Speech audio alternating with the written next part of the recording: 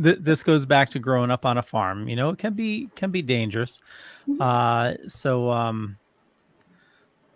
my dad had this backhoe that we named Christine. It's he everything he had, he like wheeled and dealed for. So I can't remember what he traded. It might have been one of his tractors to get this backhoe. So it was, something that he had to fix, and it was a construction backhoe. It had the bucket in the front, bucket in the back. Something like, it wasn't like a little farm size one. This was actually a construction level, backhoe. Oh, wow. So, but it had the habit of the engine would like rev up and it'd like jerk forward. So even if so when you drive it, when you're using it, you put the back legs down, and you lift it up so that, you limit its movement, but it would still like jerk forward. And we used it for everything. A lot of times, like unloading wood, when we were building the garage, moving the cement blocks and everything like that. So there were several times where I'm unloading it, because when you're a kid, you're the grunt. He's on a tractor, and I'm doing all the heavy work. But yeah, it's jerked forward and hit me in the head. I counted 3 times, at least that I can remember. Another farm accident that happened. I got towed by a bull when I was young. So of course you did. yeah. So a matter of fact, I have still the scars on my hand and my arm from it. So when I was young, I'd have to say, I don't know exactly how old I was. I would imagine I was probably around like 6 or 7.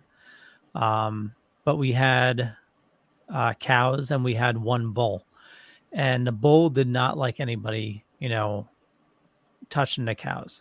So when my dad was milking the cows, we had to keep the bull out of the barn. So my dad, asked me to help him one day. And, it's a big deal. My dad's asking me to help him. So I don't want to let him down. He asked me, just hold the lead for the bull. It's just keep it, for the most part, from what I remember, it was docile unless you were near the cows. So just had to keep it, away from the barn. I didn't want to let him down. So I take the rope and I tie it all around my hands so I couldn't let go. And something must have spooked it, and it bolted. And all I remember is just being jolted into the midair, and I blacked out from there. My dad was great. He as soon as I was up and about, he wanted to get me on some sort of like motorized vehicle. So like he built me a go-kart, and it didn't have brakes though. So the only way I could stop was crashing into things. Once again. Crash test dummy.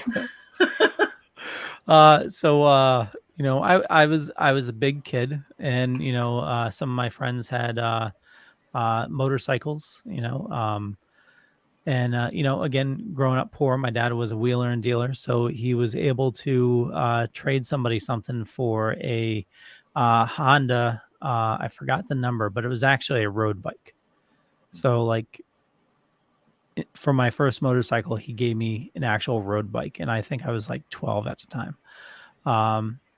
So this thing could haul ass, and I remember, remember the dirt road. I'd drive it up and down the dirt road, and one day I get this bright idea that, I've been riding it for a while. I'm comfortable. I know what I'm doing. So I'm going to floor it down the dirt road.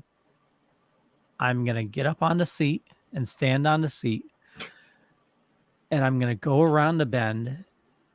And when I do, I'm going to jump up, hit the brakes, do a power slide, and land on the seat. That was what was in my head. So I'm flooring it. I'm going down. I go around the bend. I hop up. I go to hit the brake. I hit the front brakes instead. Oh no! I did a Superman. I flew, and I remember being down for a bit and just yelling for my brother, And luckily he heard me and came running. And yeah, it was my dad had to repair my motorcycle, and I think he got rid of it after that. I think he traded it to somebody. Yeah, so yeah, that was but then after that we ended up getting a three-wheeler, which, if you know, those were highly dangerous.